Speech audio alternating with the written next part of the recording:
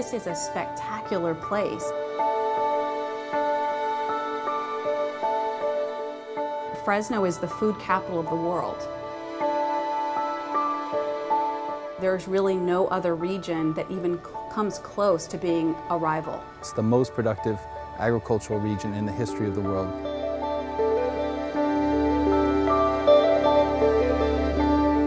The mountains are just behind us here, the Sierras.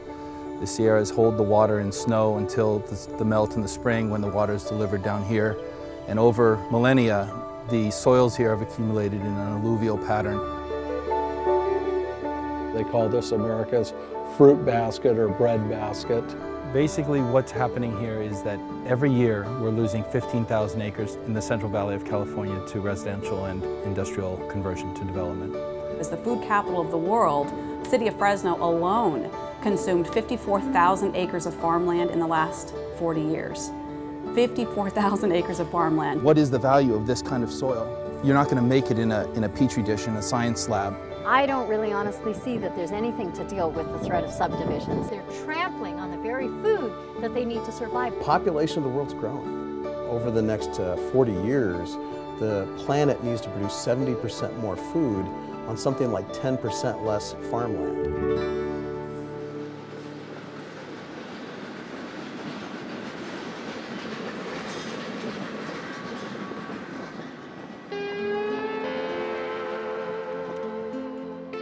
Fresno was founded in, I believe it was 1885. At the end of World War II, there was only about 75,000 people.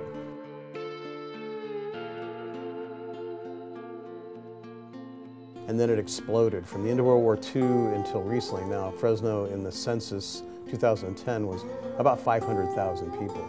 In the 50s and 60s, it began to suburbanize, an extraordinary pace of sprawl, probably the most extreme sprawl of suburban subdivisions in California. When you look at some of the development patterns that happened in Los Angeles and in San Francisco, Fresno mimicked that growth, only with the volume turned up quite a bit more. People talk a lot about white flight, and in the case of Fresno, I would say it was really flight from bad planning. In the 50s, they started routing freeways through old neighborhoods. They put in a plan to close our historic Main Street. They rezoned our mixed-use, mixed-income neighborhoods into either all single-family or all multi-family, and all those things contributed to, people wanting to move out to this new area because the planning, the traffic engineering was destroying the old neighborhoods. We drove people out and drove them into sprawl, not just opened the door for sprawl, we actually drove them into it.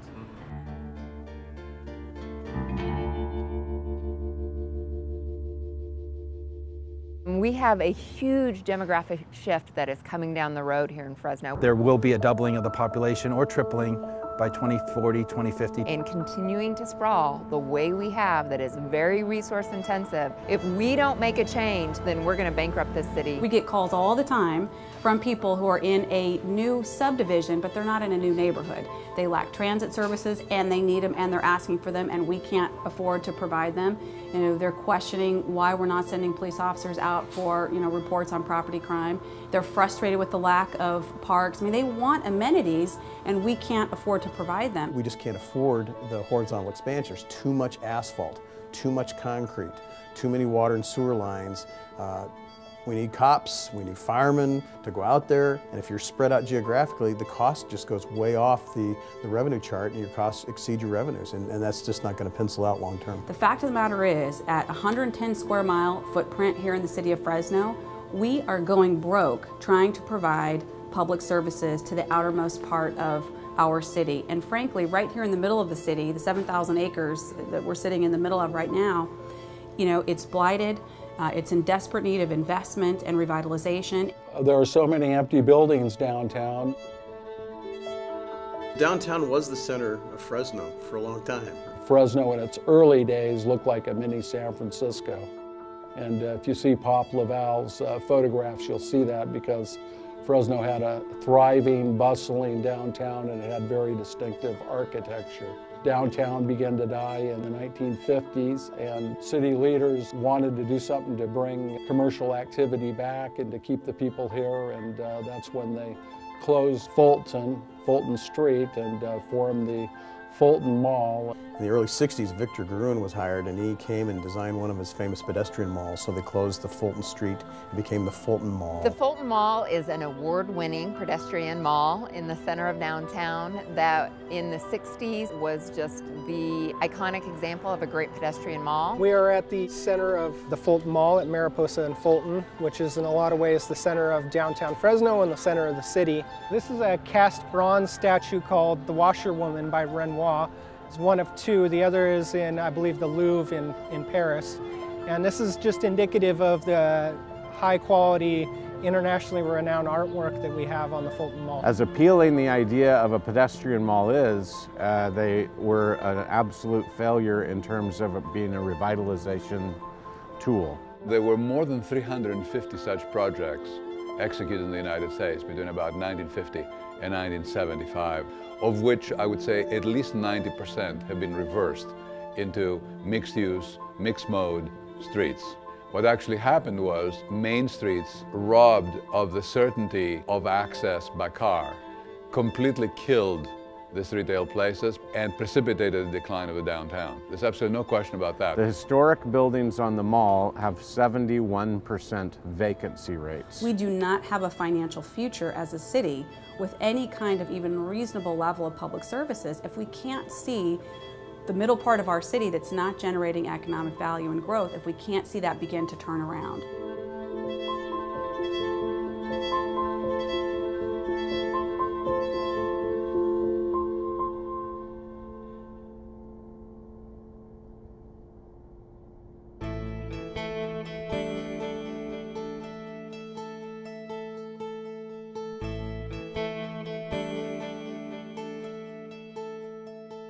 I mean, we were saying for decades Fresno wanted to revitalize downtown, and then our laws prevented it. We're in a general plan update, and we're considering different alternatives for how we're going to grow in the future.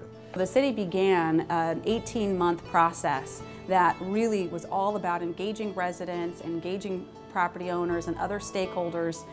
We've had literally thousands of people involved in charting a course for what they want to see in their downtown and in the surrounding neighborhoods. In Central California, this is ABC 30 Action News.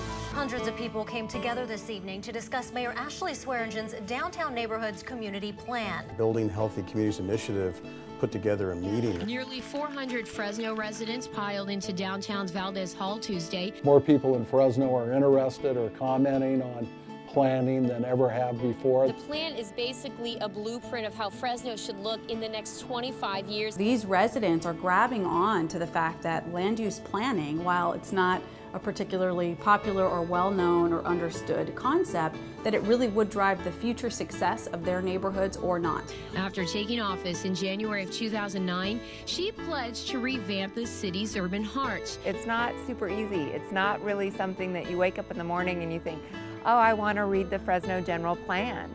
It's complex. And over the past couple of years, I've seen all of these different people come together to take on this really kind of challenging project that is the general plan and how we're going to grow as a city. We are hoping that smart growth and focusing on infill and focusing on the undeveloped land that exists all over the city will bring smaller options that we hope are more affordable and more accessible to the families that we work with and allow them to stay in the neighborhoods that they know and love. Different ages, different backgrounds, different economic levels, different political affiliations, different ethnic groups come together and say, you know what, this is what I want. And it's sustainable. It is far from being sprawl. It is the opposite of sprawl. It saves our farmland, and it really cares about the health of this community.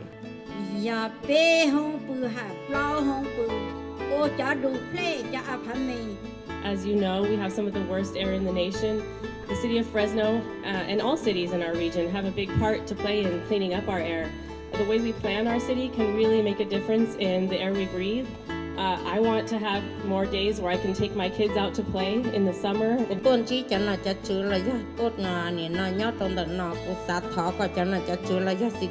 Pienso que sería conveniente tener más parques que sean multifuncionales para todos los niños. They're all emerging as having a vision of Fresno that really is pretty together. And they've influenced this planning process a lot.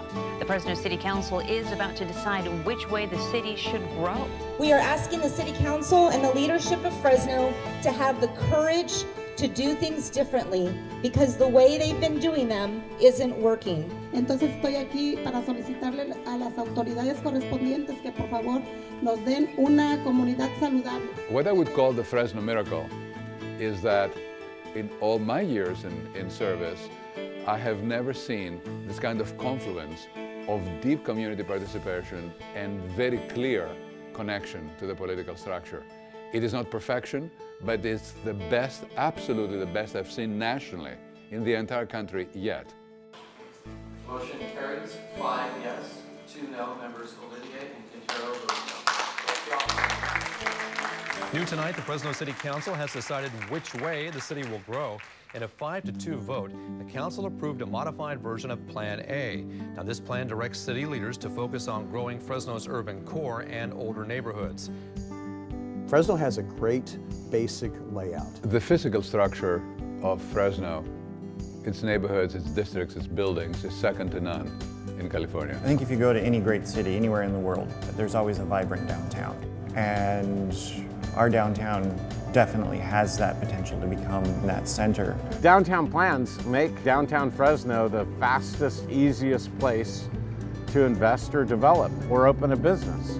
And inevitably that will decrease sprawl. So the approval of the general plan is a gigantic step forward because it allows everything else that needs to happen. The general plan does not outlaw development on the edge, but the returns for development in the center of the city are so much more extreme than the edge. It allows, I think, finally, for the city to reach a point where it can tell people that they can do the right thing in the right place and for the right reason. The right reason is always a balance of community good and maximum profit. After all, we live in America. We hope to ratchet it up so that we do a little bit of downtown revitalization, which attracts more people that want to live near downtown, and the neighborhoods go up, and as we have more people living near downtown using those urban uses, it becomes self-supporting. We see these national trends where people are moving back into more compact environments.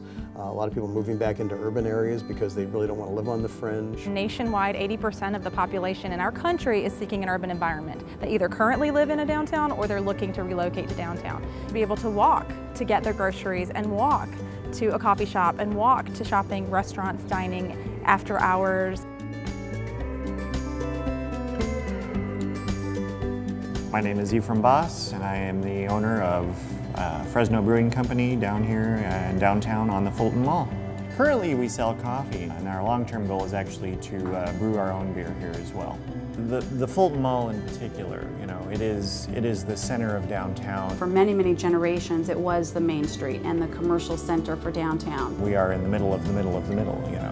If this is really jumping, if this is really hopping, if this is where everyone wants to be, then it pulls the rest of the city in and turns us into a world-class city as opposed to the butt of many jokes. There's been a lot of talk about whether or not we introduce traffic on the Fulton Mall.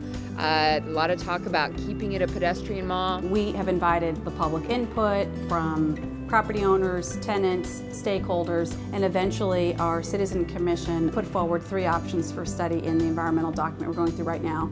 2 of those options would open up the mall to two-way traffic, and 1 would refurbish the mall to its original 1964 condition. My administration is supporting one of the options that opens the mall to traffic while keeping in place as much of the artwork and the statues and the landscape as possible.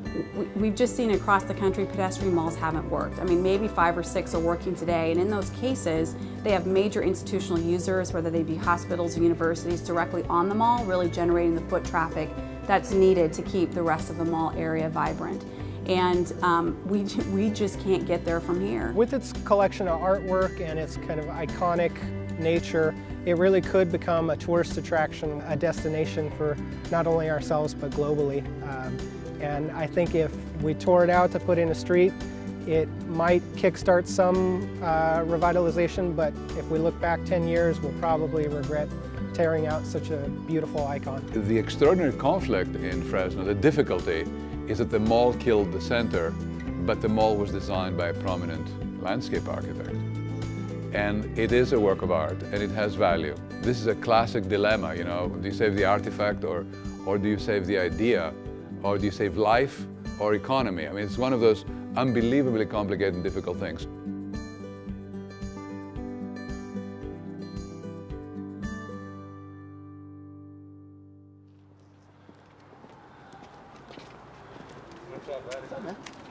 There's a whole bunch of developers in town, but unfortunately not many of them pay much attention to downtown.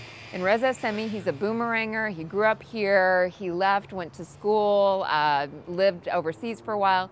He came back and he decided, what if? What if we started to have people live in this part of town? Right now we're standing in Broadway Lofts, which is the last project that I completed. It's about creating a neighborhood. So the more that gets built, you're gonna have people that even in this day and age right now won't move down here. Another couple projects get built and they would live down here. You're gonna make the deadline? I'm gonna make it. You know, good. By hook or by crook. Well, it looks fantastic. Thanks. The glass looks really good, yeah. I know. Looks really good. People want to be down here. We just need to create more things to do. We need to create more places to live, but there also needs to be more people coming down here and opening venues, like Fulton 55, or like the new owners of the Lamppost, or Ironbird Cafe. Different people who have come in and created things. We're sitting outside of Ironbird Cafe, Ironbird Lofts, a great example of some really good urban design. We're fast becoming a very bike-friendly city. New shops opening up every day. We have several new clubs that have opened up. There are new restaurants that are opening up. What's happening here is the development community is finding out that their preconceptions were misconceptions. They thought it was just for the people who had no other choice on where to live, or maybe just a bunch of hipsters, but now they're finding that there are a whole bunch of us that are urban and that want that urban lifestyle. The majority of the people moving down here, from what I've noticed, it's not out of convenience because they work down here, it's they want a different feeling. Community, feeling that people kind of get. You get to know your neighbors, you're walking around, you start seeing people around, and I think that's one of the things that attracts people. I am a downtown resident because I really love being a part of a culture of improving the community here in Fresno, and there's a lot of creative energy going on here. When more people live downtown, they're more apt to walk down to the local coffee shop, walk home from the restaurant or the bar on a Friday night. They might even walk to work. They might get on their bicycle and go up the 2 miles to the Tower District and grab lunch or grab dinner. We tend to get more exercise. We tend to have a better emotional well-being because we actually know our neighbors and we talk to them on a regular basis because we see them, and we see them not from the window of our automobile, but from passing them on the street. And when we have that engagement and when we connect with people at that level, we ourselves not only are healthier, but our entire community is healthier.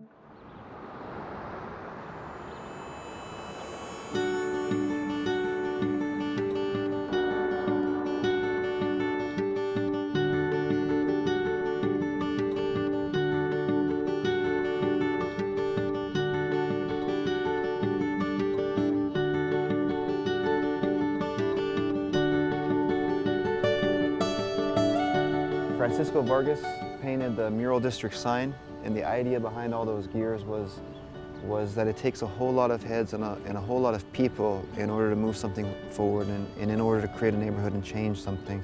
Right outside of the downtown, we actually consider it downtown. The Mural District is an area where a lot of arts and culture is booming, and a lot of the arts venues are located there, and we are so incredibly lucky to have major theaters located here. Art Hop would probably be my favorite night in Fresno. If someone's not familiar with downtown, I take them to Art Hop, because seeing the crowds of people, old and young, all different walks of life, all in one place, going to these different places with music going in the alley and 25 different studios of different work and everybody just kind of mingling. it shows the energy. There's something special going on here.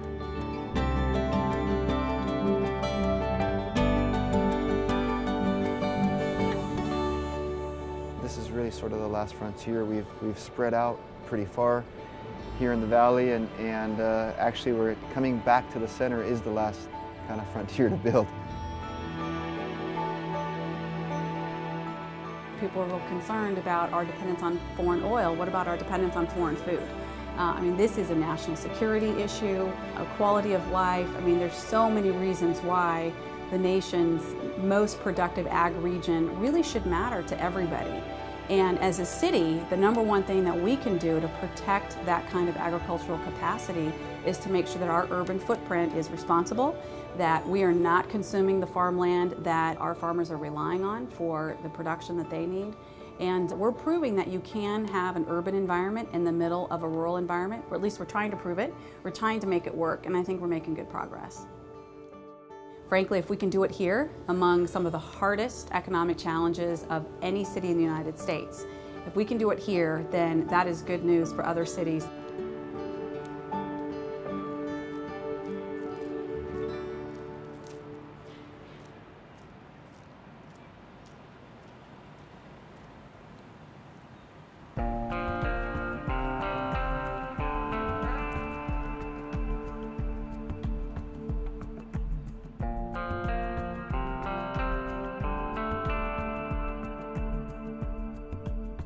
I think the most extraordinary thing about democracy is that people have the right to choose and determine their fates, and have also the opportunity of saying at some point, we were wrong, and there's another way of doing business. And the moral of the story is that people in perfectly good faith, leaders, hardworking people, people believing in their fellow man and in the good of the city, made a string of decisions that ended up being problematic, difficult, complicated, wrong, and then catastrophic. But the system of government we live under is so profoundly important, so finely balanced, so really hopeful about the way people act within it, or can act within it, but that a new leader and a new argument and a new level of persuasion got people together and said, we can change course. And without pointing fingers, without making problems for anybody, without seeking restitutions, without ugliness of any way, in the most open, kind, hopeful way. The most difficult place in California, the most problematic place in California, is being turned around into being the most hopeful one. And I think the moral of the story is that we're an open people, and we're a people who actually understand our prerogative to be both happy and to be able to act in complete openness to community advantage and to personal advantage, and that we can correct our course. We're allowed to correct our course. We are very often encouraged to correct our course, and there comes a moment in which we must correct our course. And in an open society, that invariably happens. And we're witnessing a kind of reorganization of priorities of a kind that happens not once in a generation, but probably once in a century. We're actually witnessing a centennial shift, a kind of tectonic shift, if you want, to use a California analogy, in Fresno. And that, I think, is just outright beautiful. I mean, from the point of view of believing in our country, you have to say, well, this is amazing, you know? It's actually worth living here. And when you start feeling this way, you start acting that way, and you start acting that way, change happens. Additional funding for American Makeover is provided by the Fund for the Environment and Urban Life and the Congress for the New Urbanism.